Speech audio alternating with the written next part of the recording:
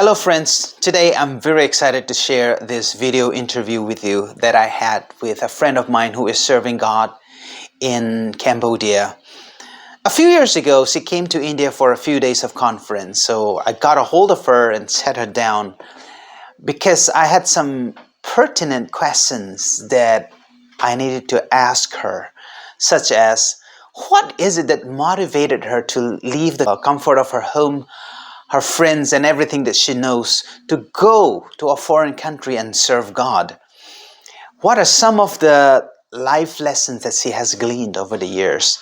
And most importantly, what are some of the word of encouragement that she may be having for the young people of our country, particularly young people from the northeast of India? And this lady that I am going to interview is none other than the bold and the beautiful Irish Kamei. And I'm very excited also because the word that comes out of her mouth was brilliant and super relevant to the situation that we're going through as a nation, So I'm pretty sure that as you listen to this interview that your life will be impacted in a powerful way and that you would be motivated to serve God more intentionally, more passionately. So here we go. And thank you, Iris, for consenting to do this interview with me. Can you tell us something about your mission work? Initially, we used to focus just youth. So we used to have English classes in the evening.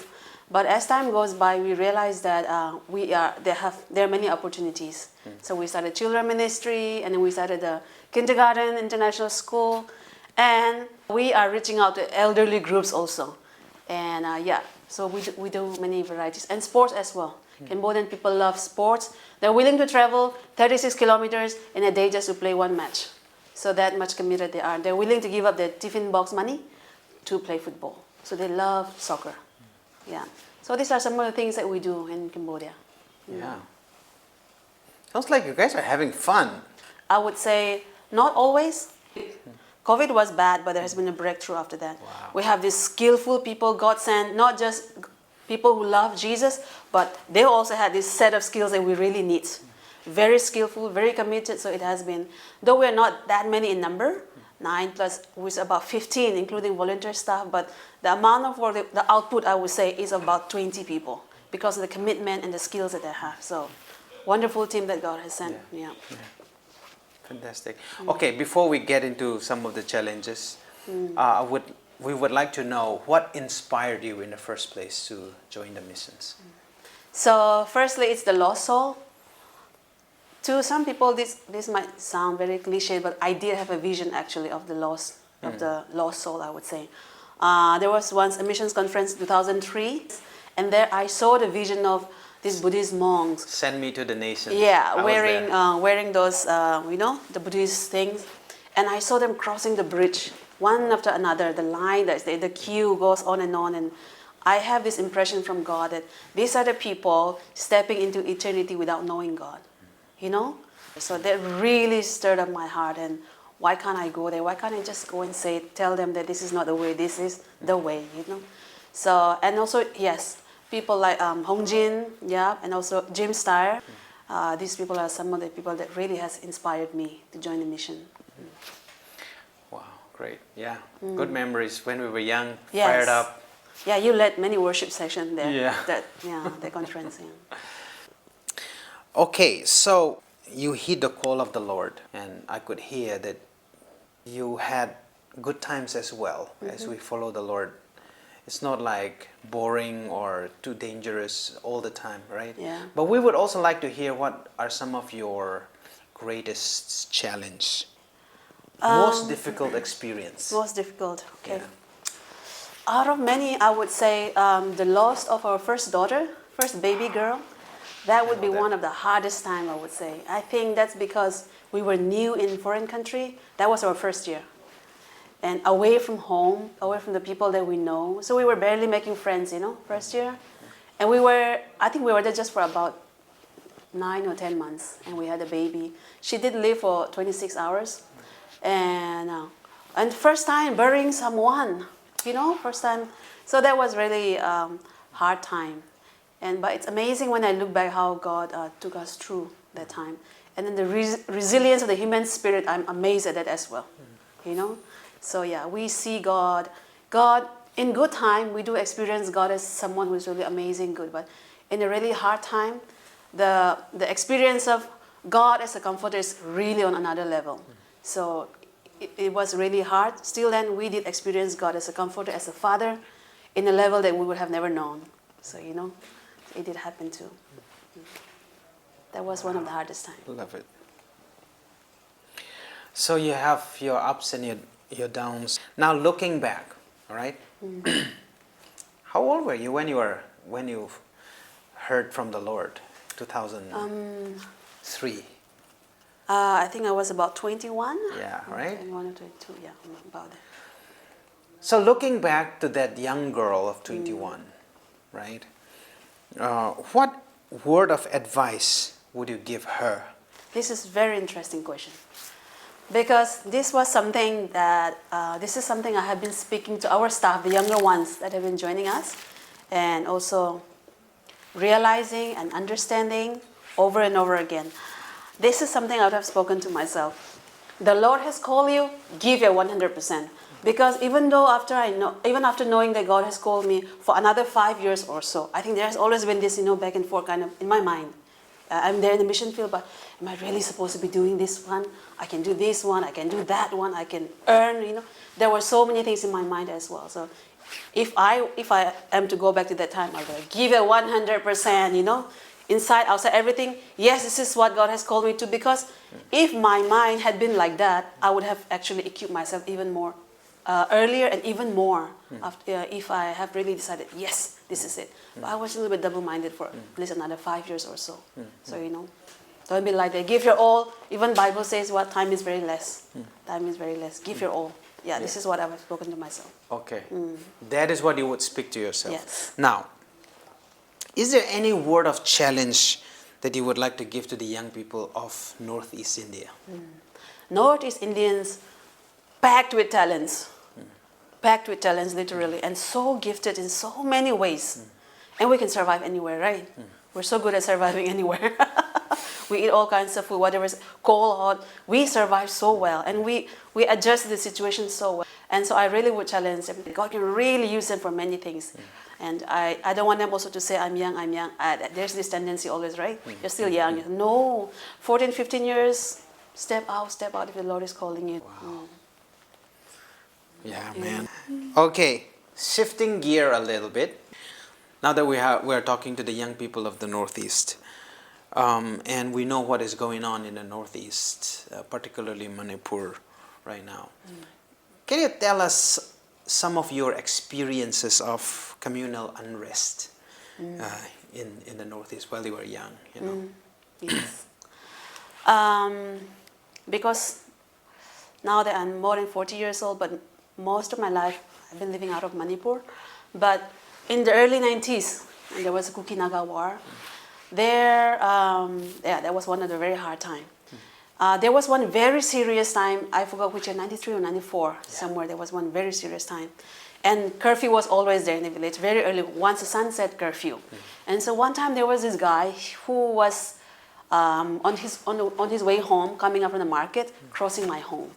And so there was this CRPF camp, so many battalions from different reserve forces were there as well, in that small town of Mainone. And then there was a shootout happening, and this guy, he happened to cross my house. And so the guns were targeted towards my house. And then the shooting started. And because my mom prepared us already, if anything starts, go under the bed. So we dive under the bed, and then we stayed there, I don't know how many hours, so scared to move, even an inch. And then at that moment, and that night, we all came out again. There were so many bullet holes, because our walls, many bullet holes. And my mom read for us from Psalm 91. And the part that stuck with me all this time was that thousands may fall at your side, but it will not come near you. And how I wish that that's true for me. I really clung on to that promise that day. And I never forget that one, because I really wish from the bottom of my heart that that's true for me that time. That word that my mom read, And I would keep repeating that one. Every time something happened, I'll be repeating that word in my mind, hoping and really claiming, holding on to that promise, really, with all of my heart, that will be true for me, that it will not come to me. So that was one of the experiences that was very close and very scary one. Yeah. And can I add just one more? Yeah, sure. Our public transport that goes from Imphal to Nonne, one of the bus was pushed down the cliff. Right. And so many of our near and dear ones died. My aunties, because that bus is from my town. So you can imagine how many people I might know, many close relatives. And then the many coffins that were there, after the dead bodies were brought back. And it's so, I don't know, it took us a while to digest it's really happening. Because just at one time, just in one bus, they all went in the morning just for some trading and some work. And there so many coffins, in the afternoon, in the evening. So it was surreal. It was really hard to digest. And that was, and it happened around that time. So it was one of those very difficult, and it was a time where we have a lot of questions to God also because we're very young too. Yeah, so that was one of my experience. Yeah. I remember those days. Yeah, tension everywhere. Yeah. It was hard. We know that was not the last. It's happening again now. We also know that it has happened before. Before we were born. There was. Yeah, ethnic unrests. So, according to you, Iris, would there ever be any solution to this problem, or what is the best move forward? This is a very difficult question to answer. As a Christian, clearly my answer will be God. God is the answer, right? But there will be many details that need to be answered with that again, sub-answer, I would say.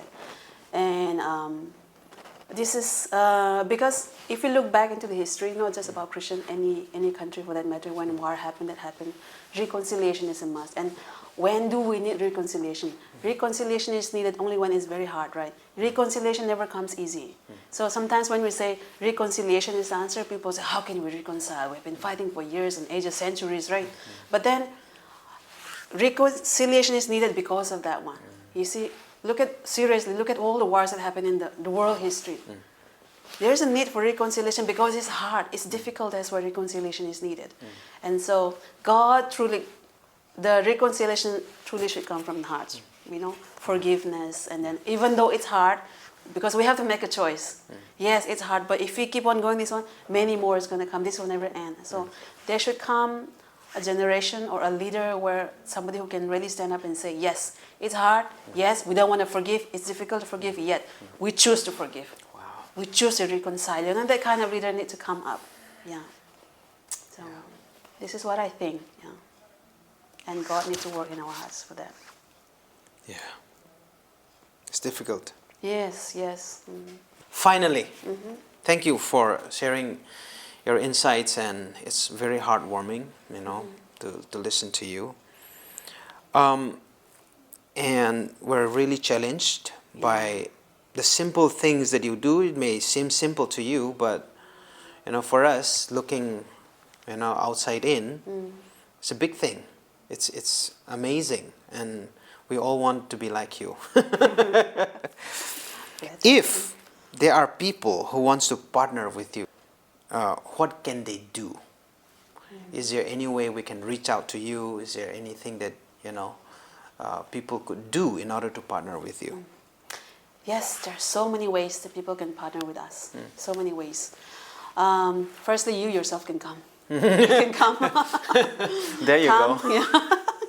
Come and help us, and come and let's work together. So much work to be there. And Cambodia right now is so open, never like before. So open. You yourself can come. You cannot come. You want to send your money in. You want to support the Cambodian Kamei people. There are so many Cambodian Christians who have become Christian who wants to be missionary, but many of them are first Christian in their family. So you can imagine, they will never have any support from their family. They don't have church as well. Wow. So those kind of people are so willing, and they are more effective in reaching other people than us. And so, they need the support. Totally. And you can commit to pray. You can commit to pray. Like, Not just saying, I'm going to pray for you. No, no, no. That really serious commitment, written down commitment, that kind of action. We need that one. Another one, you can bring teams. As an outreach team or church mission exposure group. So when we work in collaboration with the churches and with the para-churches, it's so much more powerful. We need to work together, body of Christ. So it's not just mission group out there, oh, no, no. No, when the church come and see what we're doing, we partner together, share resources, and do the work together, it's so much more effective. And I think it's both sides. We're refreshed and they're refreshed as well. It is, it's like that. So you can partner with us in many, many ways, yeah. All right.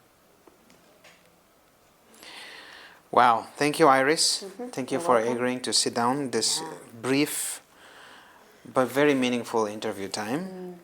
And you do send your newsletter regularly. Yes, every 3 months. Oh. Yeah, every 3 months. So guys, if you want to receive Yeah. Cambodian newsletter, yeah, please let us know. Yeah, we would love Share to us send. your email ID, we will send it to you, right? Yeah, thank you again, Iris. You're welcome. Thank you Awesome. for this time. Yeah. I'm blessed. Thank you.